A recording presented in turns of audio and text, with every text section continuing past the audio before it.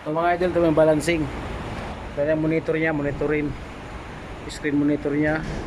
Ito yung lagayan ng mga tingga, mga weights. Ito yung gamitin para kung anong size ng mugs ay ilagay ito. Anong size ng mga mugs ilagay nito, ito yun. Adjustment siya, may 240, may 239, ito pa maliit. Ito yung adjuster sa computer dito. Ito naman dito sa sukat. Sukat naman dito between sa mugs pag i-balance. Pag tinanggal mo to, tanggalin muna to bago ipasok yung mugs, saka ilagay ito. Pero ilagay mo itong adapter. Ilagay itong adapter, saka ito ilagay hipitan. Tapos saka ito yung pang ano, para may sensor to, with sensor to, para mag-reading siya. Yan to, hunter po yan. Ano, hunter.